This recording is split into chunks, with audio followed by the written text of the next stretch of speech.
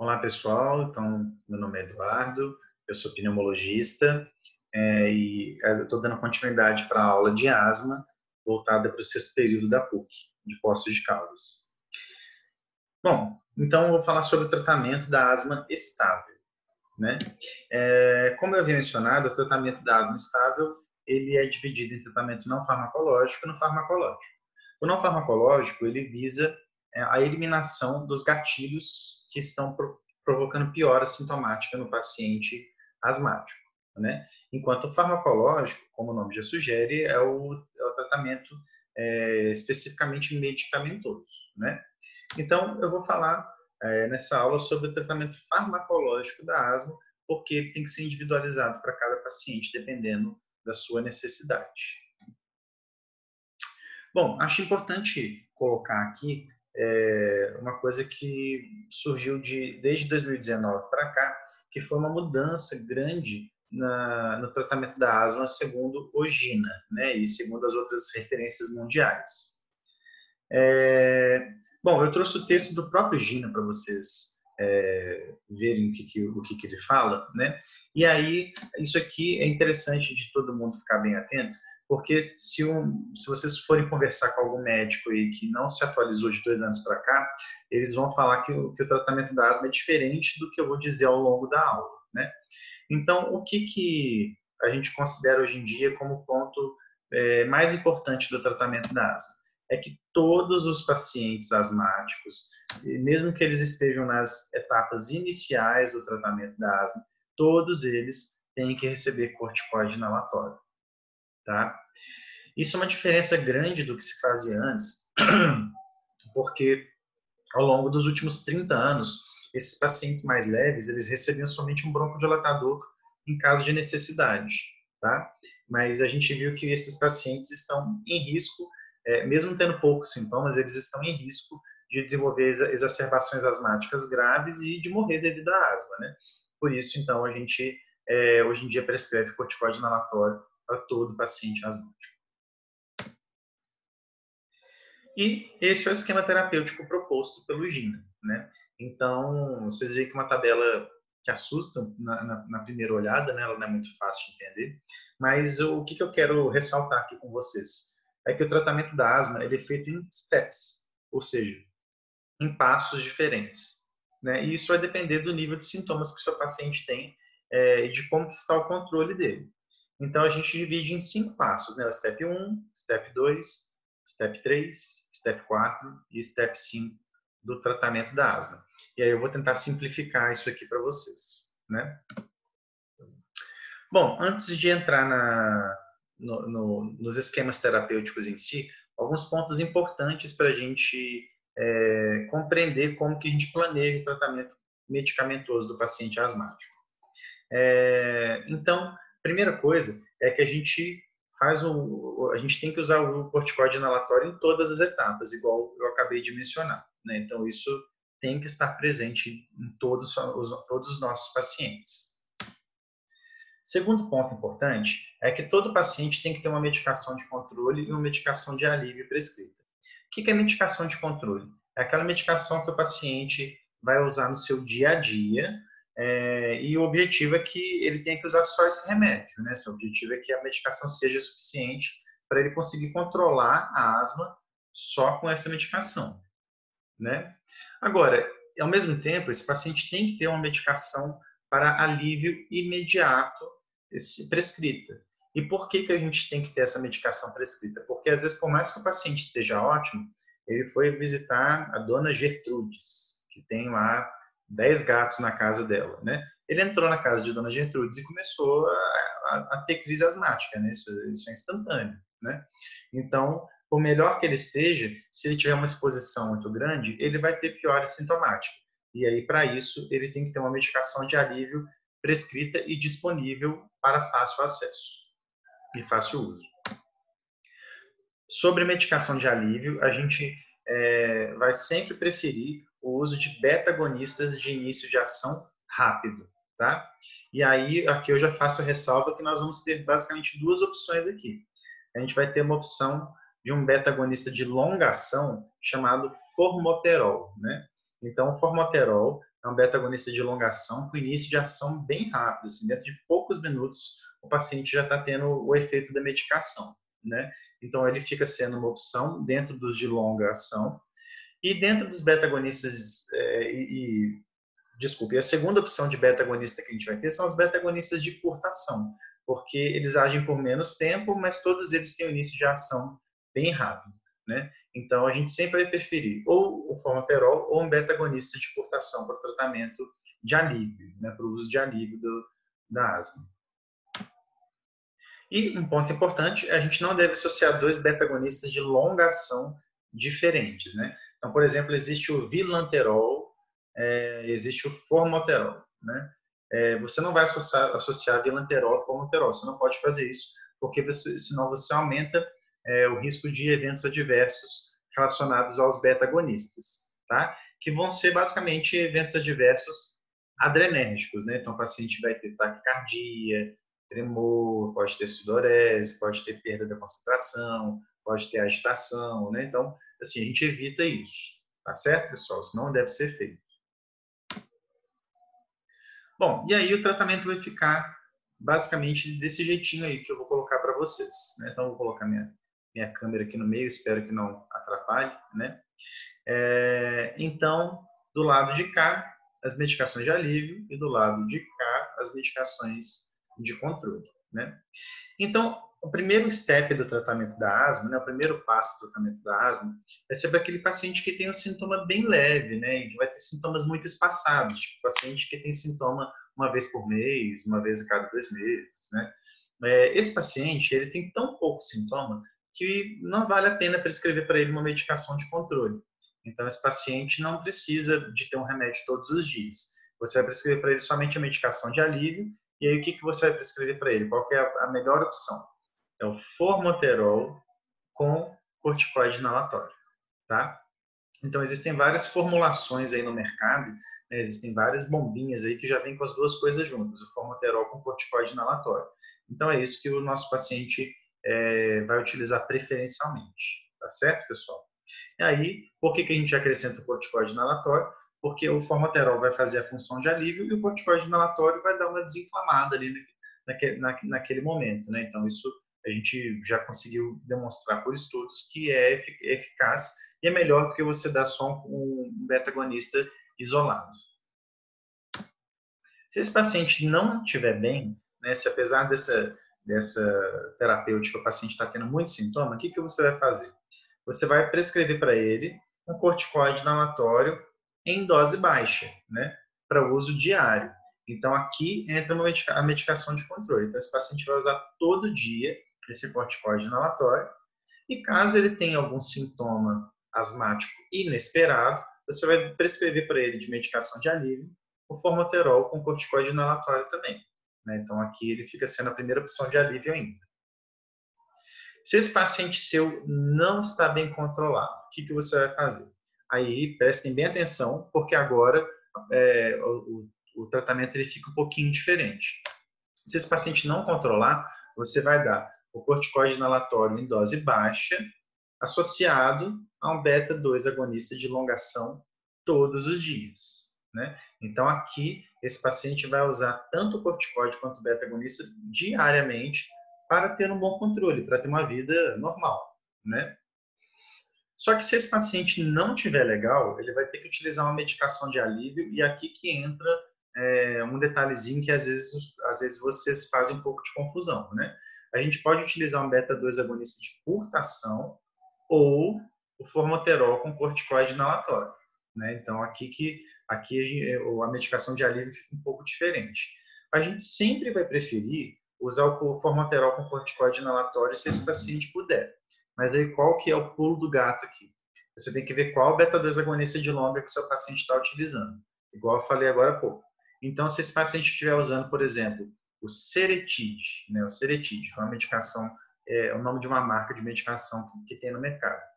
O Seretide, ele tem um corticoide que é a fluticasona, associado ao salmeterol, que é um beta-agonista de longa ação, que não tem um início de ação rápido, né? O início de ação dele demora algumas horas. Então, se esse paciente está usando isso todos os dias, você não pode associar esse salmeterol com formoterol. Se você fizer isso, esse paciente vai ter evento adverso relacionado ao beta-agonista. Aí o que você vai ter que fazer? Você vai ter que adicionar um beta-2 agonista de curta ação diferente. Beleza? Por exemplo, aqui então, um salbutamol, ou então um fenoterol, né? Para falar alguns nomes aí, Aerolin, Berotec, né? Então, basicamente isso. Tá certo, pessoal? Essa seria a terceira etapa, então. Se o paciente não melhorou com esse esquema terapêutico, você vai aumentar a dose do corticoide inalatório. Então, a gente vai deixar um corticoide inalatório em dose média, associado a um beta-2 agonista de longa ação, e a medicação de alívio segue os mesmos princípios da etapa anterior. Um beta-2 agonista de curta ação ou um formoterol com corticoide inalatório, contanto que o paciente já esteja utilizando o formoterol para terapia de controle. Se o paciente não melhorou, qual que vai ser a nossa próxima etapa? Aumentar a dose do corticoide inalatório. Então, vai ficar com corticoide inalatório dose alta e um beta-2 agonista de longa ação de uso contínuo. E a medicação de alívio, seguindo os mesmos princípios. Beleza? Então, olha bem para essa imagem e memoriza bem que esse, hoje em dia, é o principal tratamento para os pacientes asmáticos. Olha lá. Então, aqui tem uma tabelinha com algumas das medicações que nós temos aí no mercado, né? São medicações, na verdade, para o DPOC, mas são muito parecidas, né? Tem uma ou outra só que não tem uma validação para o tratamento de asma, né?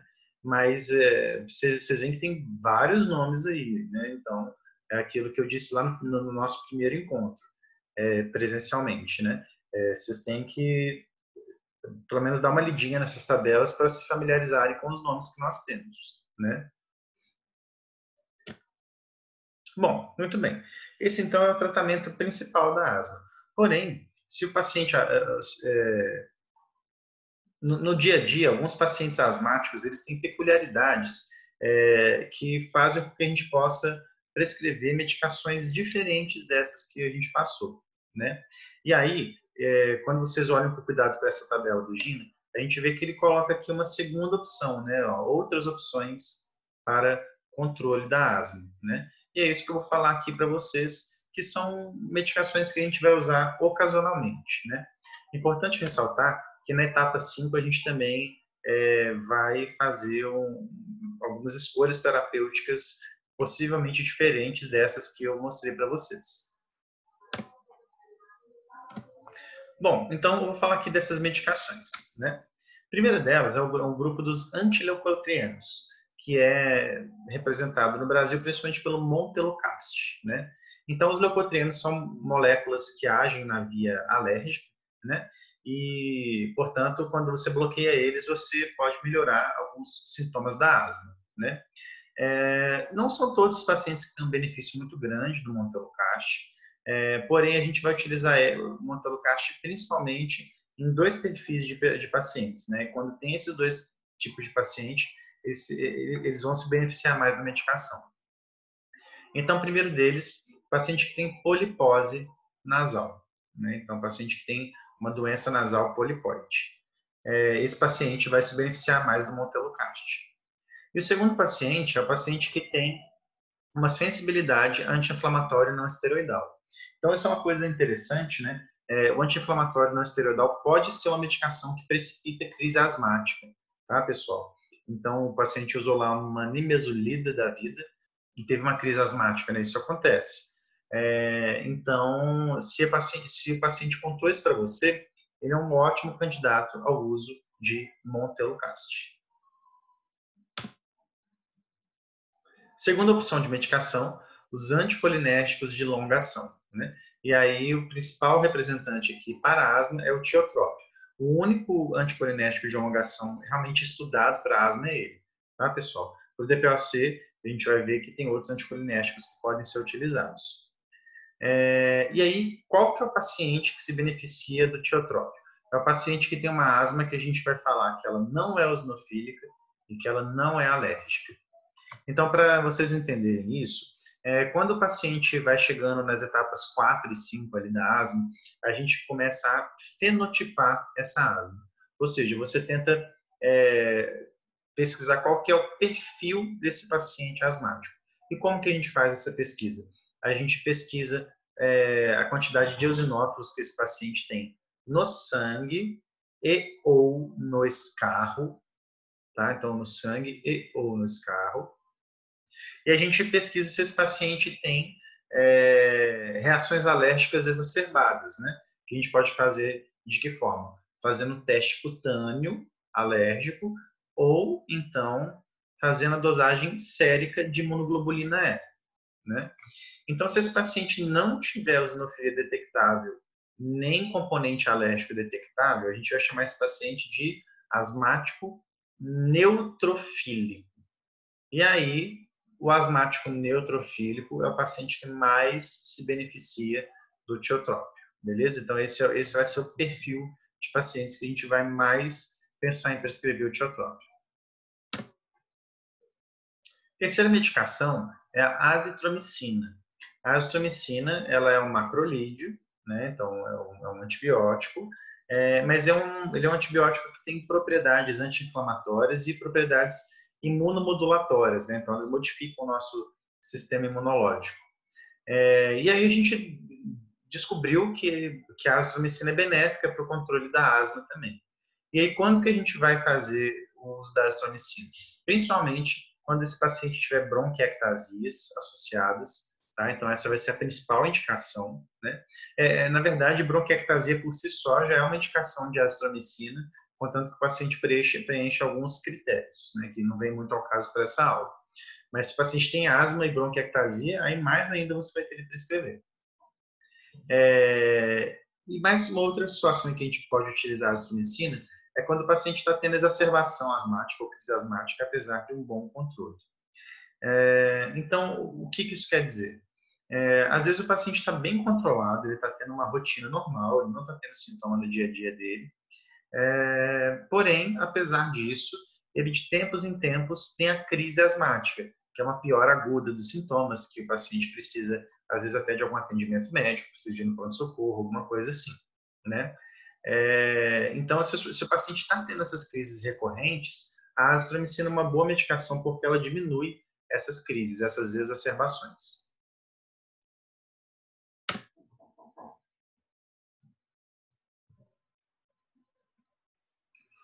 Oi, pessoal, precisei de fazer uma pausa aqui na gravação, não sei se cortou alguma coisa, né? Bom, continuando, quarta droga que a gente pode utilizar no tratamento asmático é o omalizumab. O omalizumab ele é um imunobiológico, ele é da classe dos imunobiológicos, e a gente pode utilizar ele para o tratamento da asma, principalmente quando esse paciente tem uma asma alérgica, tá? E como que a gente vai definir, então, que esse paciente tem uma asma alérgica? Quando ele tiver um IgE total ou específico aumentado. Então, você pede no sangue, né? Dosagem de IgE total. Ou então, dosagem de IgE para ácaro, dosagem de IgE para pólen, alguma coisa assim, né? E aí, se esse paciente tem uma dosagem patológica disso, um valor anormal, esse paciente se beneficia do uso de omalizumab. E, além disso, outra situação que a gente pode usar é quando esse paciente tem um teste cutâneo alérgico positivo, né? Então, essas são as duas situações em que o paciente vai utilizar essa medicação, tá certo? É um remédio caro, né? Ele custa alguns R$1.000 aí por mês, então não é todo mundo que tem condição de arcar com isso, né? Não é muito simples, não. E, por fim, nós temos aí os novos imunobiológicos, né? Que são os outros Zumab da vida, Mepolizumab, Benralizumab, né? Aí é um universo aí que está surgindo. São medicações que têm um princípio mais ou menos parecido com o omalizumab, né? O omalizumab é um anti-IgE, né? Ele bloqueia o IgE, né? É isso que ele faz. Esses novos imunobiológicos, eles muitas vezes têm o objetivo de bloquear ou diminuir a quantidade de eosinófilos, né?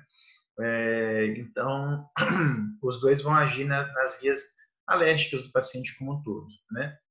E quando que a gente vai pensar em usar o imunobiológico? Quando o paciente tem eosinófilo maior do que 150 ou 300 no sangue periférico, e aí isso a gente vai depender muito de qual imunobiológico a gente está dizendo, Alguns pedem, alguns imunobiológicos pedem 150, outros pedem 300, né, para ser indicados. Tá? Isso é bem variável, né? E uma taxa de eosinófilos maior do que 3% no sangue, né? Então, enfim, né, isso aqui já é um detalhe, isso é uma coisa mais para o especialista mesmo, né? Mas é importante que vocês saibam que isso é uma opção terapêutica. E a última droga que a gente pode utilizar é o corticoide oral diário, né? Ou seja, esse paciente vai tomar uma dose de prednisona ali todos os dias. Isso, geralmente, a gente utiliza como terapia de transição, né? Até a gente definir qual é o tratamento definitivo do paciente. Porque manter o corticoide oral diariamente é uma coisa geralmente problemática para os pacientes, né? Muitos efeitos adversos, como hipertensão, diabetes, ganho de peso, catarata, osteoporose, imunossupressão, né? Então, assim, a gente evita ao máximo o uso de corticoide oral diário, tá certo? Bom, muito bem. Então, o seu paciente está tratado, né? Você prescreveu medicação para ele. Como que você vai saber que esse paciente está com um bom controle da doença, né? Então, a gente tem que tomar cuidado, porque às vezes a pessoa avalia como um bom controle da doença o joinha, né? Tipo assim, seu João, bom, né? Tá tudo certo? Aí seu João fala assim, não, doutor, tô bem demais, melhorei muito, né? E às vezes você acredita nisso e o paciente não está bem controlado. Às vezes o paciente estava tão sintomático que um pouquinho de medicação que você deu para ele, ele percebeu uma melhora grande, mas ele ainda continua com critérios de mau controle. Né? Então, a gente não pode fazer perguntas subjetivas para o paciente, a gente tem que fazer um questionário específico. E como que a gente vai perguntar para o nosso paciente se ele está bem? A gente vai fazer um questionário especificamente bolado pelo GIM, né? pela diretriz mundial de asma. Né? E aí, quais que são as perguntinhas que a gente tem que fazer?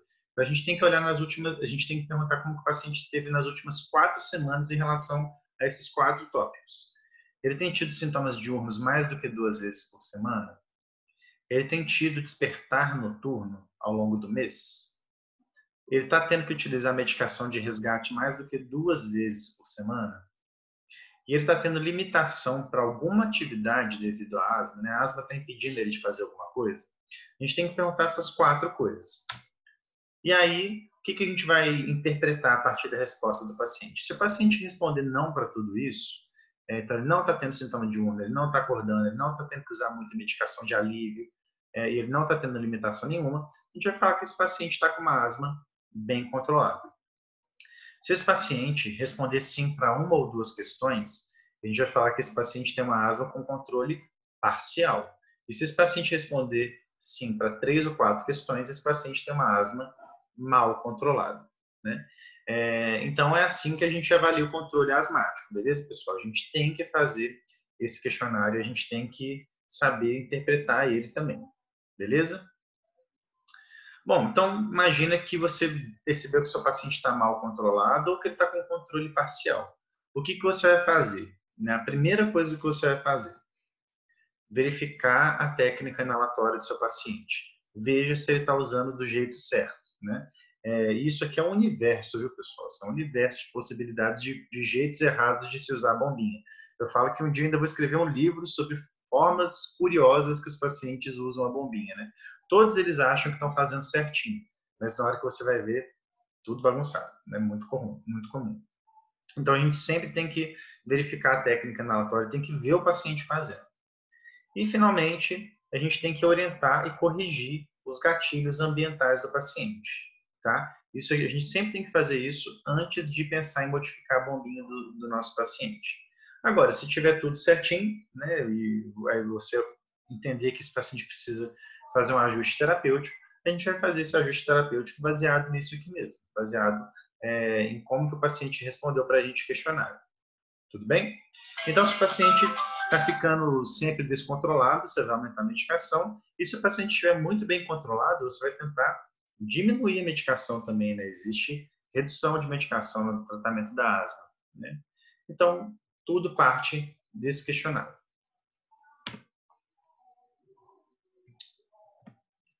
Bom, então você tratou seu paciente e você viu qual que é o nível de controle dele, né? Depois disso tudo, você vai fazer a classificação da asma desse paciente.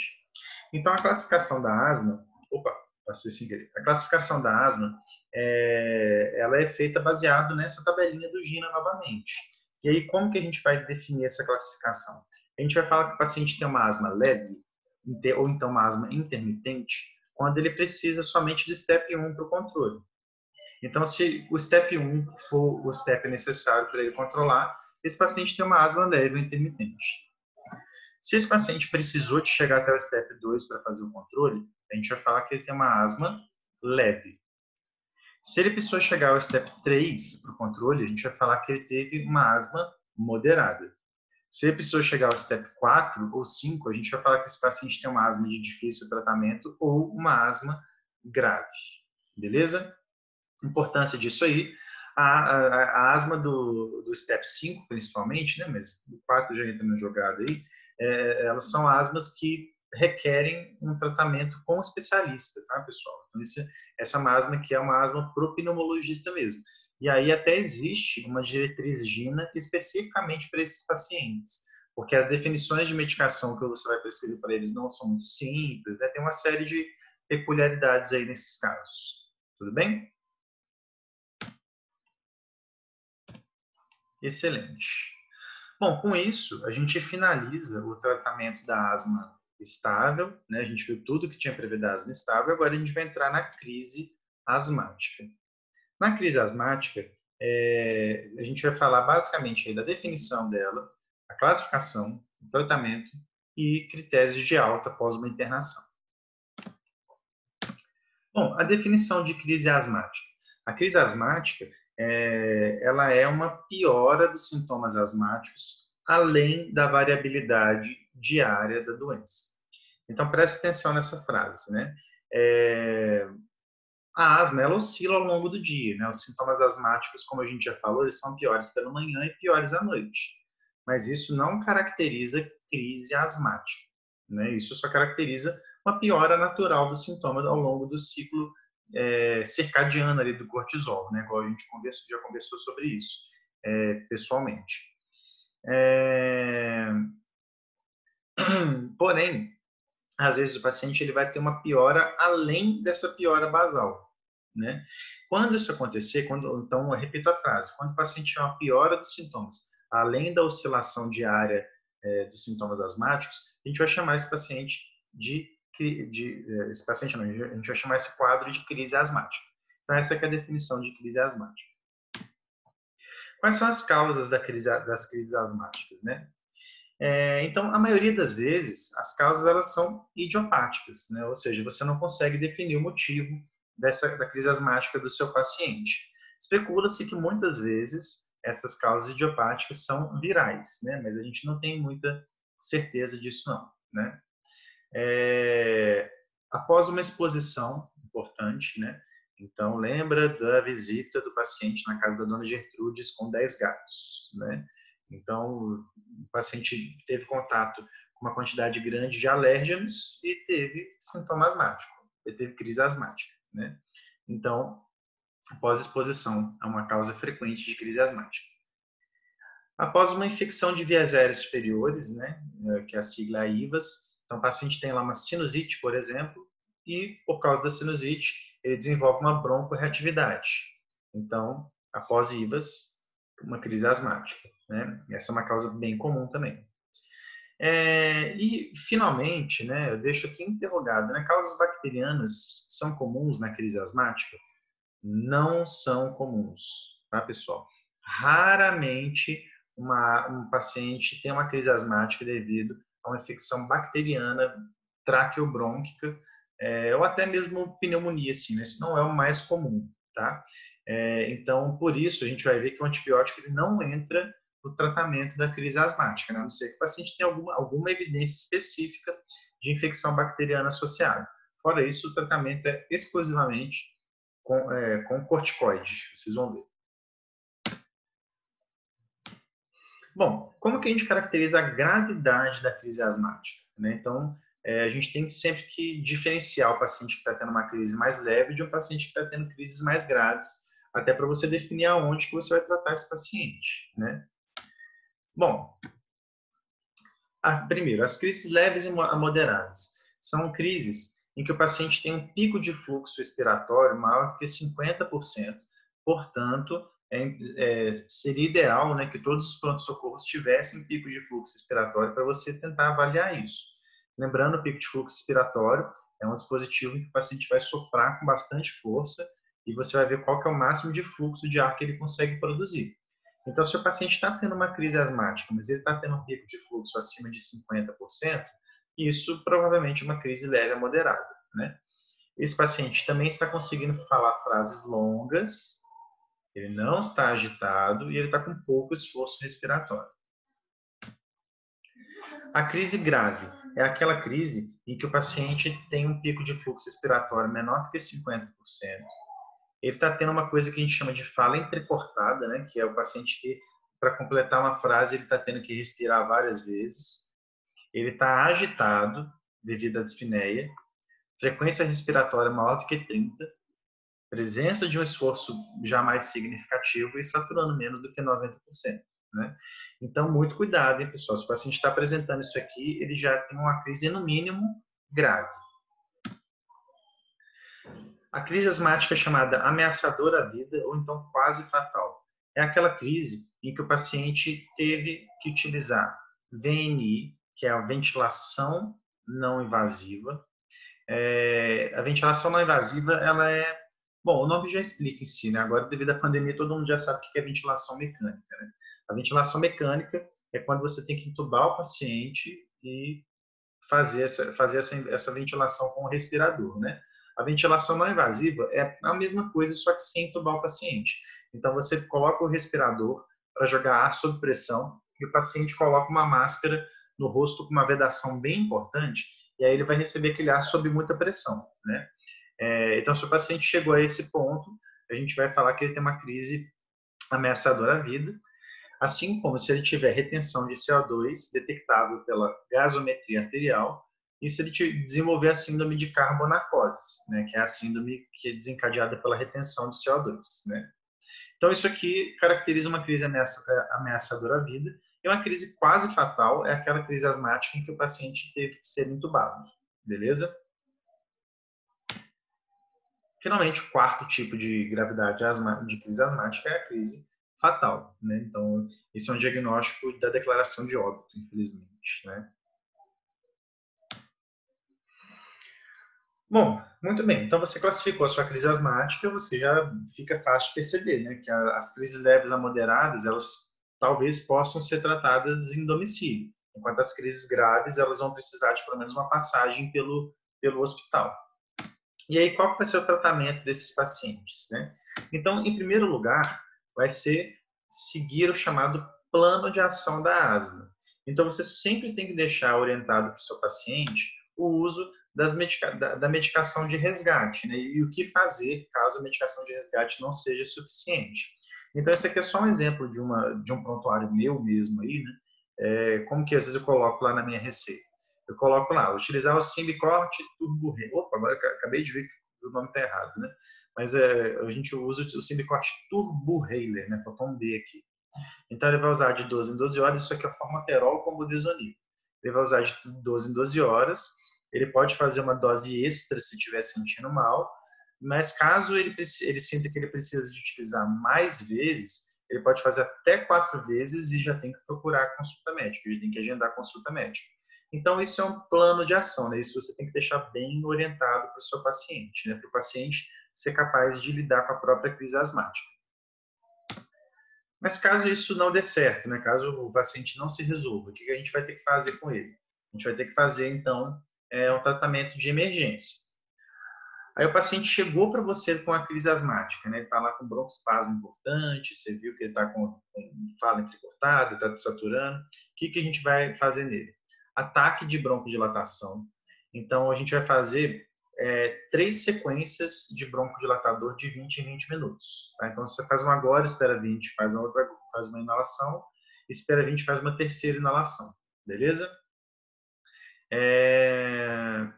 A principal droga que a gente vai utilizar vai ser um beta-2 agonista de curta ação.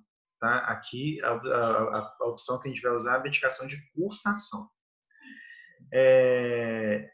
E se o paciente está tendo uma crise asmática grave ou pior do que a crise asmática grave, aí a gente acrescenta o anticolinérgico de curtação. Tudo bem? Então, para as crises leves a moderadas, o anticolinérgico nem sempre é necessário, tá bom? Uso de O2 suplementar. Quando que a gente vai utilizar o O2 suplementar? É quando o paciente estiver tendo dessaturação, e aí o objetivo aqui é você manter a saturação entre 93% e 95%. Lembrando, a saturação normal é de 55% ou mais. No paciente com DPOC é de 88% a 92%, o nosso objetivo. E o paciente da asma, o paciente com crise asmática, ele fica nesse meio termo, de 93% a 95%. Terceira medicação que nós vamos utilizar, e essa é a mais importante para você tirar o paciente definitivamente da crise asmática. Corticoterapia sistêmica, tá? Então, o que nós vamos prescrever para o nosso paciente? Prednisona ou algum corticoide qualquer que mantenha a equivalência da prednisona, igual está aí no slide para vocês. 40 a 60 miligramas por via oral durante 7 dias. Beleza, pessoal? Um ponto importante aqui, se o paciente estiver conseguindo engolir o comprimido, a gente sempre vai preferir a via oral, tá, pessoal? Porque ela é tão eficaz quanto, ou até mais eficaz do que as vias injetáveis, tá? Então, existe uma prática, acho muito errada, assim, que eu vejo por aí, que o pessoal pega acesso venoso para qualquer coisa, né? Para qualquer condição assim que o paciente chega no hospital. E aí, por exemplo, vocês vão ver que um corticoide muito utilizado no dia a dia aí, do ponto de vista venoso, é a hidrocortisona. Então, não existe vantagem em utilizar a hidrocortisona venosa comparada à prednisona oral se o paciente estiver conseguindo ingerir o comprimido, tá, pessoal? Então, sempre que a via oral estiver disponível, utilize a via oral. Questão de prova, hein? Já estou dando um spoiler para vocês. E a última opção que nós temos aí, em termos de medicação, é o sulfato de magnésio, tá? Então, o sulfato de magnésio ele tem uma ação broncodilatadora discreta, mas ele ajuda nos pacientes que estão tendo crise asmática grave ou mais, tá? Então, para as leves a moderadas, a gente não precisa utilizar, e a gente só vai utilizar na crise asmática grave que não está respondendo à terapia com broncodilatação, tá? Você está fazendo ataque de broncodilatação, está ali na segunda inalação e o paciente continua ainda tendo muito broncoespasmo, faz o sulfato de magnésio associado. Então, são 2 gramas de sulfato de magnésio em 20 minutos durante uma infusão única venosa, beleza? Aí tem que ser uma medicação venosa, não tem jeito de ser por outra via. E, finalmente, se o paciente não melhorar com as terapias que você está prescrevendo, esse paciente pode precisar aí de ser ventilado, né? Então, existe uma grande dúvida na literatura, né, sobre a ventilação não invasiva. Então, a gente não sabe se a ventilação não invasiva ajuda mesmo na asma, né? Isso é uma lacuna da medicina. A gente aguarda estudos que respondam isso para nós, né? Mas ela melhora várias outras doenças e melhora muito o paciente com DPOC, que tem um quadro clínico muito semelhante ao paciente asmático, né? Então, de um modo geral, tenta-se fazer a ventilação não invasiva, mas a gente tem que ficar muito atento para o paciente não piorar, né? Porque a gente, novamente, não tem certeza de que ela é benéfica. E se o paciente não melhorar, a ventilação invasiva mecânica. Bom, para a gente finalizar a aula, então, imagine que o seu paciente teve uma crise asmática mais grave, precisou de ficar internado, né? Ou então mesmo no pronto-socorro, precisou de ficar em observação ali no pronto-socorro durante algum tempo. Quais vão ser os critérios que nós vamos utilizar para dar alta para esse paciente, para liberar esse paciente? Então, primeiro, os sintomas do paciente têm que estar melhorados, né? Eles não precisam estar 100%, mas o paciente tem que ter tido uma melhora importante. Ele não pode estar necessitando de beta-agonista de curtação de forma frequente. Tá? Se ele está tendo que usar ainda muita medicação de alívio dentro do hospital, tem coisa errada. O pico de fluxo expiratório, ele tem que estar em tendência de ascensão e ou maior do que 60% a 80% do previsto para aquele paciente. Lembrando, o que a gente vai utilizar para avaliar o pico de fluxo esperado? O peso do paciente, a altura do paciente, a idade do paciente, o sexo do paciente, beleza?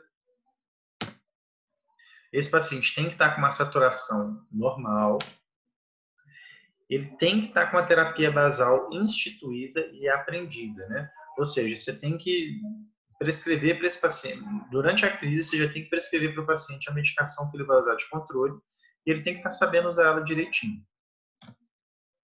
E um dos pontos mais importantes, esse não pode falhar, você tem que dar o corticóide oral pelo seu tempo programado, tá? Então, em geral, 7 dias. Não encurte o tempo de corticóide inalatório, de corticóide oral, e não esqueça, às vezes o paciente já está ótimo no hospital no terceiro dia, né? Ele internou, no terceiro dia está maravilhoso, voltou ao normal. Você tem que completar 7 dias de corticóide oral. Se você não faz isso, esse paciente vai piorar de novo e vai voltar para o hospital de novo, né? Então, esse é um dos pontos mais importantes. Bom, é basicamente isso que eu tinha para falar, né? Então, com essas duas aulas, esses dois vídeos que vocês vão receber, a gente falou aí sobre o diagnóstico, o tratamento da asma estável e da crise asmática, né? Espero que tenha sido esclarecedor e a gente se vê na próxima aula. Um abraço.